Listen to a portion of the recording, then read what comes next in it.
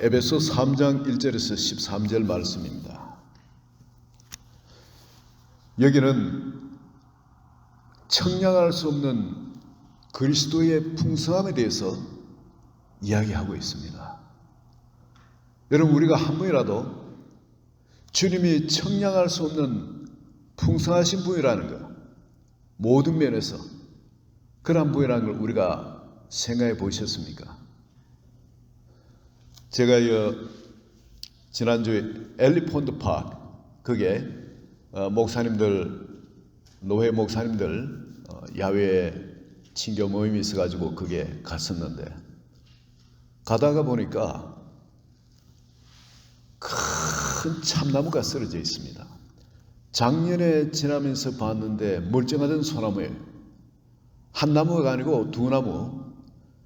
바로 크로스 아일랜드 파크웨이 쪽에서 들어가는 입구, 그랜드 센트럴 쪽에서 말이죠, 들어가는 입구, 그 입구에 화장실 바로 옆에 그 나무, 큰 나무가 두 쓰러졌는데, 한 나무는 그냥 너무 놀래가지고 우리 그냥 지나갈 수 없다, 다른 목사님한테 같이 가봅시다 해가 가봤는데, 소나무, 참나무가 얼마나 큰지 제 평생 그렇게 큰 참나무는 본 적이 없습니다.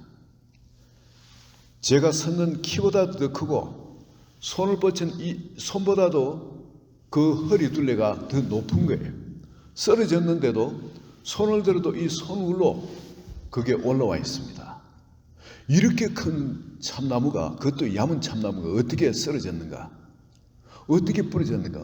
바람이 그렇게 세면 다른 나무는 다 부러졌을 건데 다른 나무들은 괜찮아요. 그 이사다. 그럼 썩었나 해가 보니까 썩지도 않았습니다. 그 문제가 뭐니까 스스로 넘어졌어요. 스스로. 뿌리가 없는 겁니다. 뿌리가. 그 빙둘러서 중에 저 북쪽으로 뿌리가 좀 나 있는데, 그것도 큰 뿌리가 아니고 한 요 정도 되는 한 1피트 정도 굴레에 그런 뿌리가 하나 있고, 그리고 잔뿌리들이 좀 있고, 그리고는 뿌리가 없는 거예요. 뿌리가 없으니까 나무가 센 바람이 안 부는데도 견딜 수 없어가지고 스스로 넘어져 버린 거예요. 몸은 키워놨는데 아마 이거 수령은 1000년이 넘은 것 같습니다. 얼마나 굵은지. 그런데 뿌리가 없으니까 그렇게 쉽게 바람에 쓰러지더라고요. 뭐 태풍이 온 것도 아니지 않습니까? 그런데도 쓰러져 버렸습니다. 그걸 보면서 참 우리 하나님의 사람들은 진리 안에 뿌리를 깊이, 나이가 들어갈수록 더 깊이 뿌리를 내리지 않으면은 참 이런 참나무 같은 이런 모양새가 될 수도 있겠구나 하는 생각을 갖습니다. 사도 바울은 여기서 자기는 참 어려운 환경들이 많았습니다. 기가 막힌 그런 환경들이 많았죠. 그렇지만 그 환경 가운데 사도 바울은 어디에 뿌리를 내리고 있었냐면 하나님의 그 청량할 수 없는 그 풍성하심, 그 부유하심 가운데, 그 진리 가운데, 그 성품 가운데 뿌리를 깊이 내리고 있었던 겁니다. 날이 갈수록 더 깊이 그것에 뿌리를 내린 겁니다. 사도 바울이 이렇게 이야기를 합니다. 하나님께서 참 죄인 중에서도 괴수 같은, 성도 중에서도 제일 작은 나에게 이런 은혜를 주신 것은 하나님의 예수 그리스도 안에 그 부유하심을 이방인에게 전하게 하려 하심이라. 자기가 그 부유하심을 체험하지 않으면은 영적인 그것을 어떻게 남한테 이야기할 수 있겠습니까? 다른 사람들은 바로 주 예수 그리스도의 그 부유하심에 대해서, 그 청량할 수 없는 풍성하심에 대해서 이야기를 하지 않고 있습니다. 이 사도 바울께서 지금 그 이야기를 하고 있습니다. 본인이 그걸 겪었기 때문에. 그 사도 바울이 알고 있는 주 예수 그리스도 안에 있는 그 부유하심, 그거는 우리와 상관없는 것이 아니라 우리가 찾아서 누릴 수 있는 바로 그런 것들입니다. 바로 그렇게 주님을 거역하고 예수 믿는 사람을 잡아 죽이기도 하고, 또 예수님이 십자가 달렸을 때는 아마 제일 앞에서 크게 고함 지르면서 십자가에 못 박으라고 했는 사람이 아마 사도 바울이었을 겁니다. 왜 예수 믿는 사람 잡아 죽이러 쫓아다니는 사람도 바로 사도 바울이기 때문에, 누가 한번 시킨 것도 아니고 자기가 스스로 공회에 가서 정을 얻어가지고 그렇게 잡으러 다니는 사람. 그럼 예수님 죽일 때도 제일 앞장섰던 사람이 사도 바울이었을 겁니다. 안 봐도 우린 짐작해도 그건 분명한 사실. 그런데 그러한 자기를 하나님이 용서해 주시고, 그분 안에 있는 이 용서의 풍성하심은 정말 청량할 수 없는, 이 가룟 유다가 그렇게 예수님을 팔고 배신하고 해도 끝까지 사랑하시며 용서해 주신 것, 그리고 기다리는 그 용서의 그 부유하심, 그리고 또한 그 은혜 말입니다. 은혜에 있어서 또 얼마나 부유하십니까? 마땅히 자기 같은 자는 다메섹에서 그 징계를 받아가 눈이 멀어버리고 모든 것을 쫓겨나고 그대로 내버려 두셔야 되는데, 그렇지 않고 그 사도 바울을 다시 회복시켜가지고 이방인의 사도로 세우신 겁니다. 가장 존귀하게 쓰이는 그런 자로서 하나님이 그렇게 은혜를 베풀어 주셨다. 무조건적인 용서, 그리고는 그 엄청난 사명까지 주셔가지고 그 일을 감당할 수 있도록 베푸신 그 은혜의 풍성하심, 그 부유하심, 그리고 또한 그분의 그 사랑, 끊임없이 참 마음속에, 내가 죄인의 괴수라 이야기하는 것은 뭐냐면, 마음속에 끊임없이 사도 바울께서도 그냥 주님을 거역하는 그런 마음들이 끊임없이 들었을 겁니다. 왜냐하면 누구보다도 그 사람이 강하던 사람이었거든요. 누구보다도 세상에서 뛰어난 사람이었습니다. 율법적인 학문이 누구보다 뛰어난 사람이었습니다. 끊임없이 다른 사람 보면 정죄하는 눈으로 보고 판단하고 또 미워하고 거리감을 두고자 하는 그런 생각들이 많았을 겁니다. 그만큼 똑똑한 사람이기 때문에 그 사람을 그때그때 다시 살아나는 그 사람을 제어하기가 그만큼 쉽지 않았을 겁니다. 그렇지만은 주님께서 그 사람이 그러한 모양에 있음에도 불구하고 사랑을 끝없이 베풀어 주십니다. 마치 거역한 베드로에게, 예수님을 부인한 베드로에게 내 양을 치라, 내 양을 먹이라, 아무 다른 조건 없이 그냥 그 피곤에 또 배고픔에 쩔어 있는 그에게 새벽에 나타나셔서 고기를 구워 놓고 먹이시면서 따뜻한 불을 피워 쬐게 하시면서 내 양을 치라, 내 양을 먹이라 하시는 바로 그 주님, 그 사랑. 주님이 어떤 분이신가 하는 것은 사도들끼리 만났을 때 그 주님에 대한 이야기를 들었을 겁니다.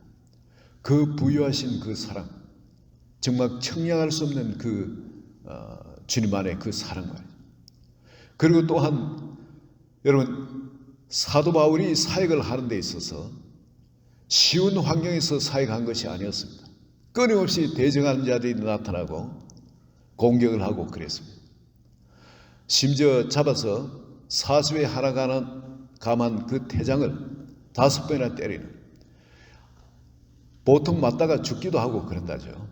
그래서 40은 너무 세니까, 너무 잔인하니까 하나 감하자 해서 39대를 때린다는데, 여러분 그 39대나 40대나 그게 그거예요. 사실은 단지 때리는 자기들이 너무 이제 잔인한 어떤 그런 이름을 얻길 원치를 않으니까 39으로 했지, 40대 때릴 사람이 39대에 더 세게 때리면은 그게 그겁니다.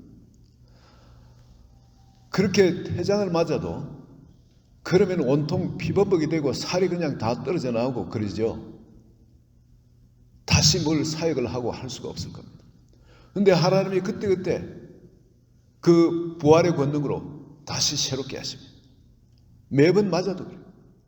심지어 사자밥이 되도록 사자굴에 던져 넣어도 하나님께서 그 권능으로 그걸 막아버리시고, 어떨 때는 돌에 쳐가지고 죽였는데, 완전 돌에 맞으면 이 큰 이만한 애기 머리만한 돌을 갖고 사형을 한다니까.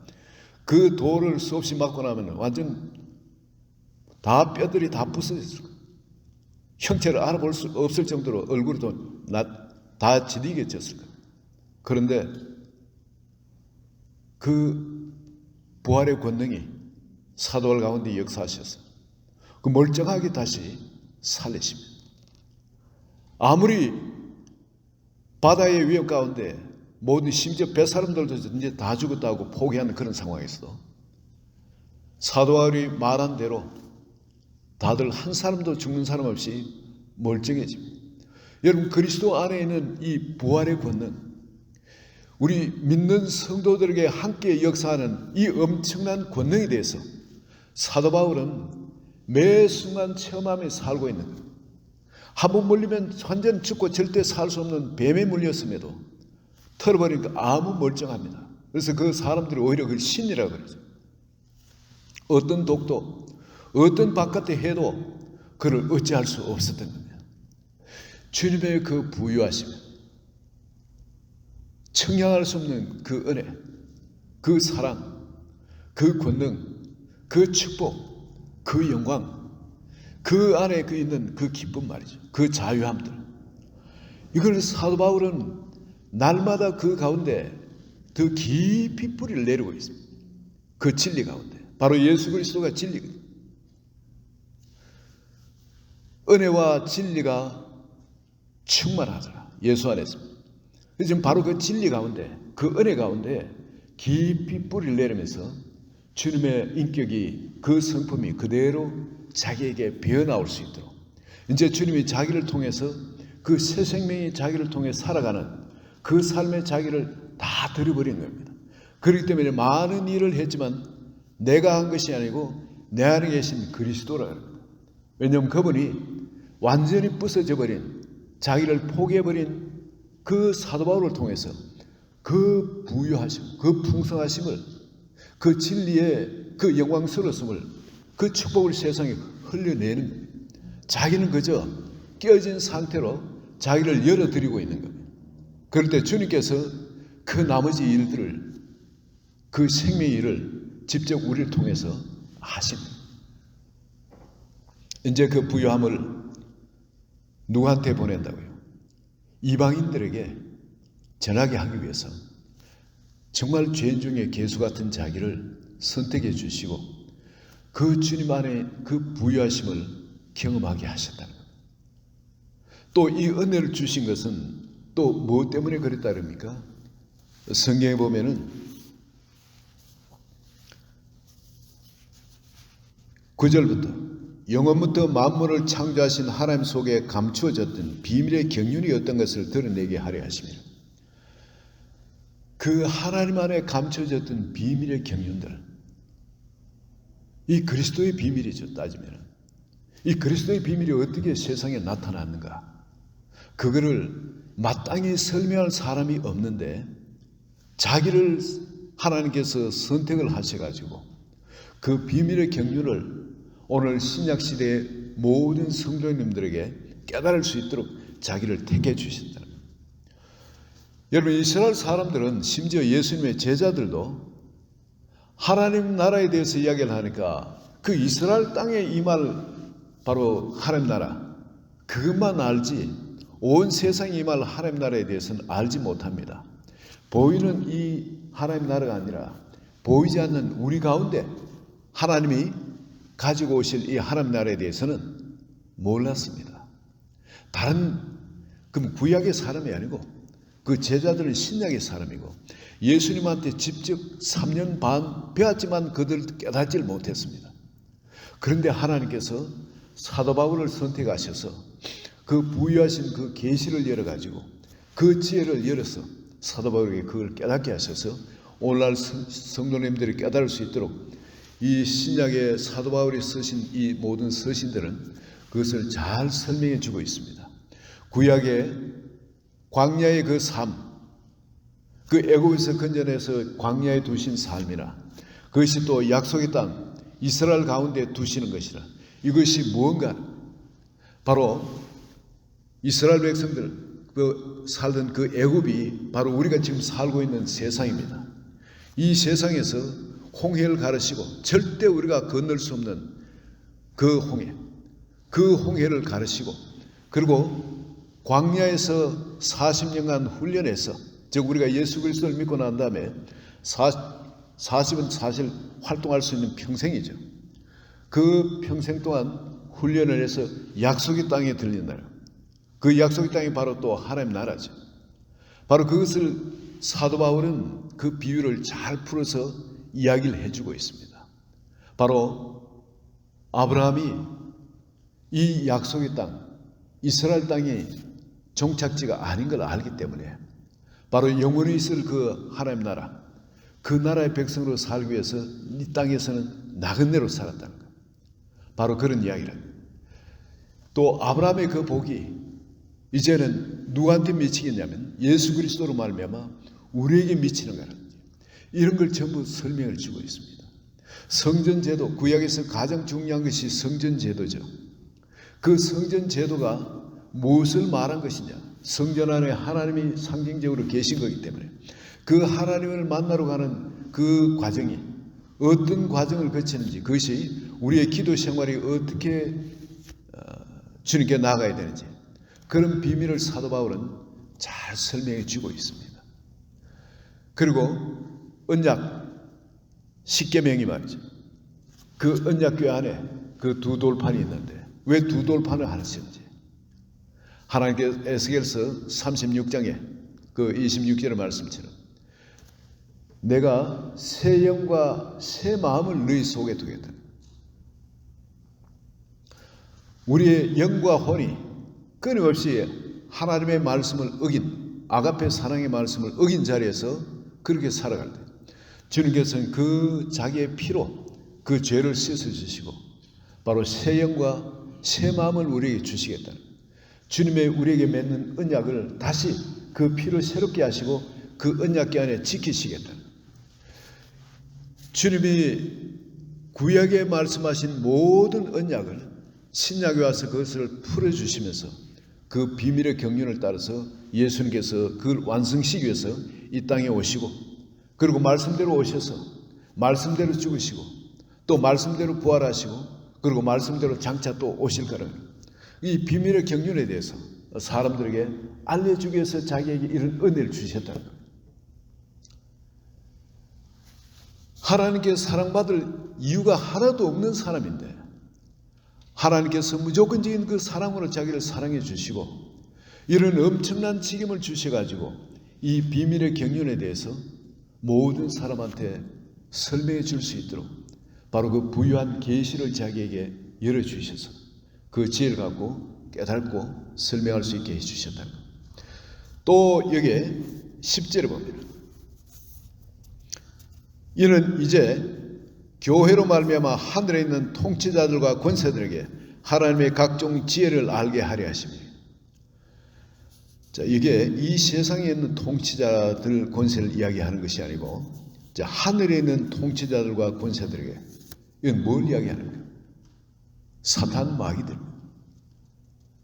바로 이 사탄 마귀들한테 바로 하나님의 지혜를 설명하기 위해서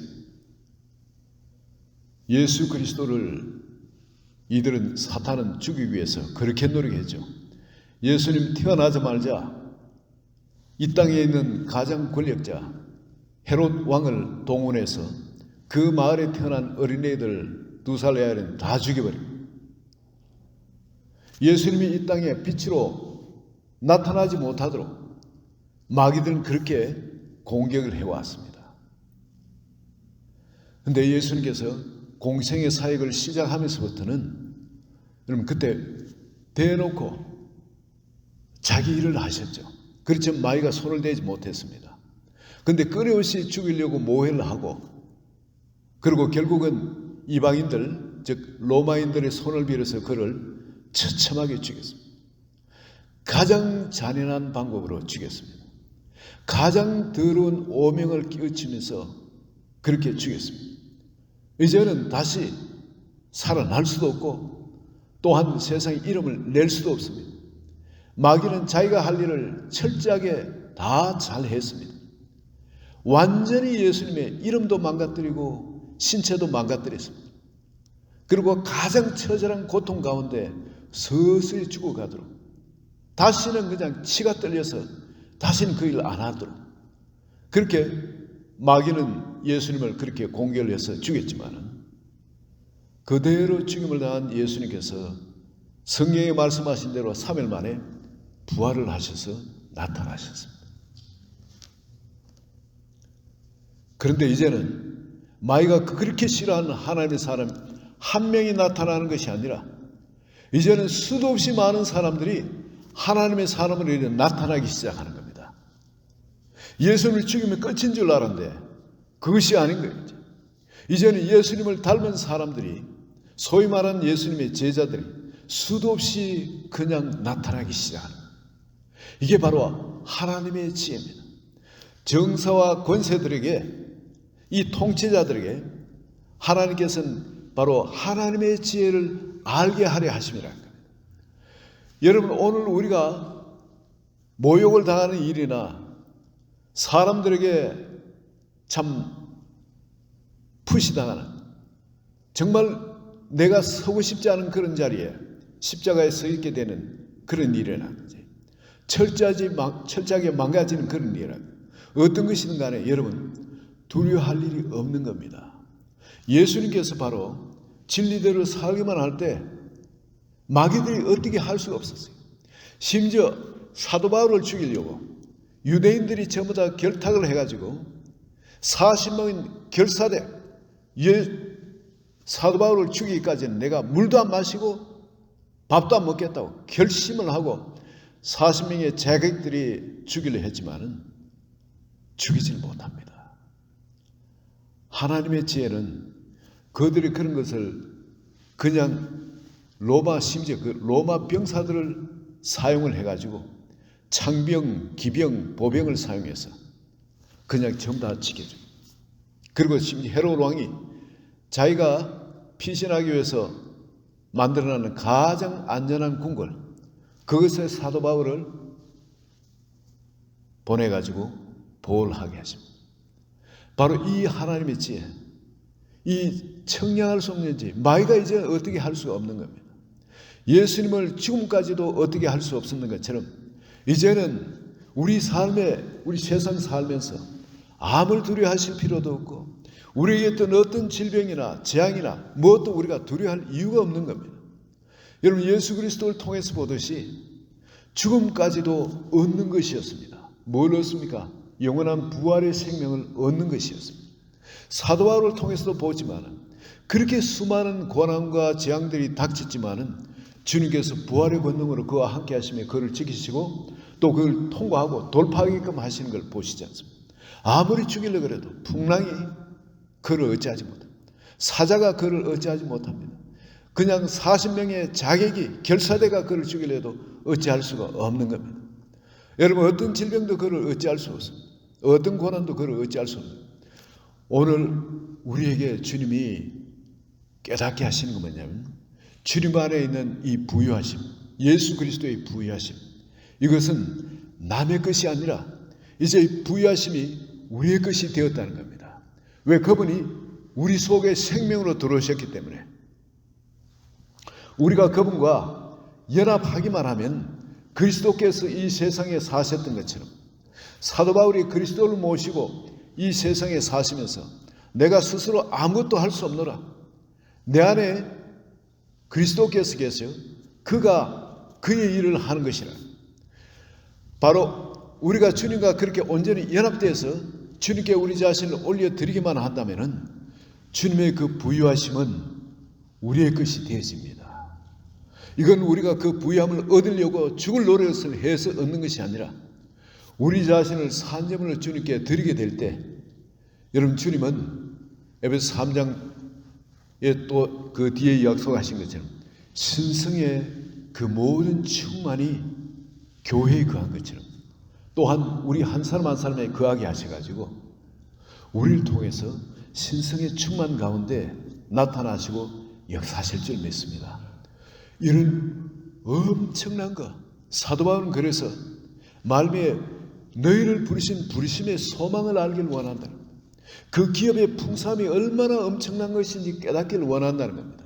그리고 그것을 이루기 위해서 주님이 예비해 놓으신 그 능력이 얼마나 엄청난 것인지, 예수 그리스도를 죽음에서 부활하시고 하나님 우편에 온 천하 만물을 다스리도록 올리신 그 능력이 이젠 우리에게 그 부여하심 가운데 역사하신다는 겁니다. 여러분, 이미 우리를 선택해가지고 거듭나게 하시고 바로 그 자리 예수님 우편에 이미 앉히시고 우리를 하나님의 작품으로 만드시고 바로 생명과 번성하고 충만하고 세상을 다스리고 정복할 수 있도록 하나님의 그 권능이 우리에게 함께 하셔가지고 역사하신다는 거예요. 볼지어다 내가 세상을 이겼노라 하십니다. 하늘과 땅의 모든 권세를 내게 주셨으니 그러므로 너희는 가서 모든 족속으로 제자를 삼아 아버지 아들과 성령의 이름으로 제자를 삼고 내가 너희 분부하는 모든 것을 가르쳐 지키게 하라. 그 주님이 우리 속에 이렇게 분부를 하시는 겁니다.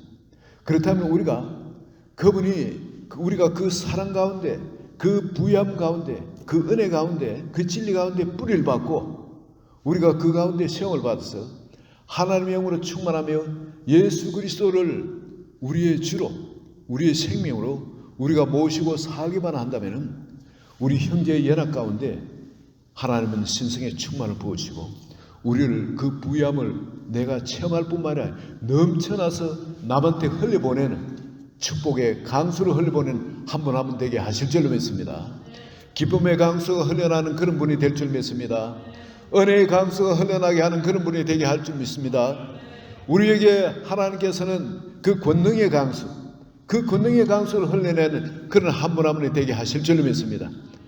그분이 우리 속에 청량할 수 없는 부유함으로 함께 사시기 때문에 그렇습니다.